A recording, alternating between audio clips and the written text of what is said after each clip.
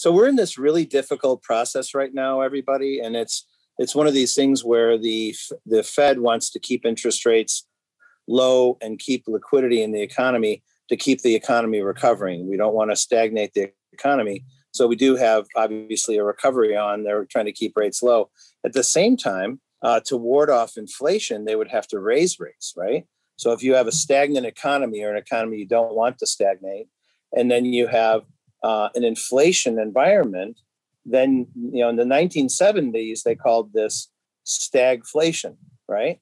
So we're back at stagflation, where we want to keep interest rates low, but yet inflation is going up and you're paying 40% more for certain foodstuffs. So it's a little bit of a crazy time. And, some have commented that in 5 months, the Biden plan has taken us back 5 decades. And it feels like the 1970s. I was a teenager in the 1970s, Chris, and I remember there were gas lines. It didn't affect me that much, but I remember my dad having to go to the gas station and just wait forever to get gas. And I remember bus fare to scout camp doubled, so oil prices were going up. And, it seemed like a fun time when we were kids, but it wasn't fun for our parents. Mm-hmm. That's for sure. And we're seeing a lot of that right now, where basic costs of lumber and basic things are going through the roof. So that's inflation, and that's not really terribly healthy for the economy. That's being caused by all the money out there. There's helicopter money being dropped from helicopters, it feels like, almost. And so everybody's got a lot of money in their bank account. They're spending a lot of money on goods, raising prices up. We talked about real estate on previous podcasts. There's some videos out there about real estate prices. We're talking about oil prices going up. Everything's going up. So it's quite interesting. So. Yeah. No. Yeah. I mean, I think that we're in kind of a weird situation right now, I would say, where we don't know, is it transitory? People could make the case for that. Is it not transitory? You could make it either way. So I think the only thing we'll have to see is just kind of take it month by month. And, we'll see a year from now, really, right? If it's transitory, this should all kind of wash out in a year. So I think we're definitely going to have some inflation. It's definitely going to go up, but the amount, I think, is the key. Yes.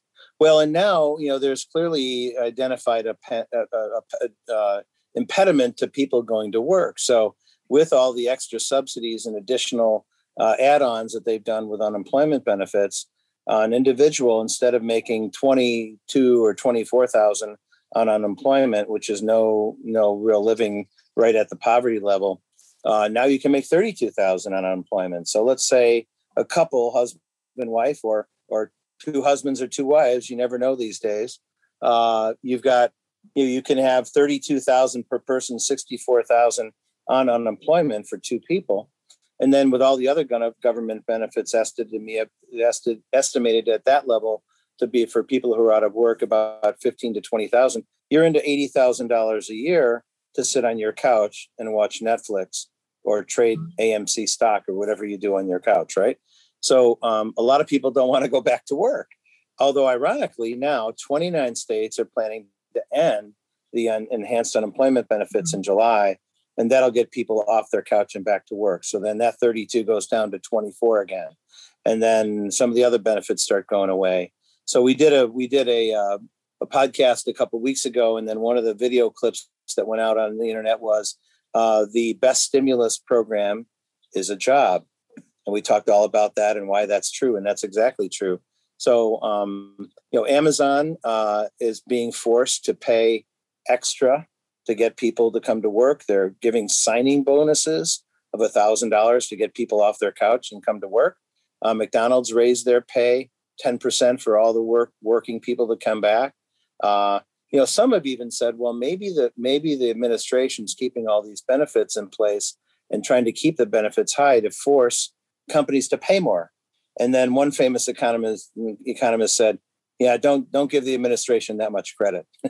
So I think they're probably right. But nonetheless, we see that companies are having to pay more.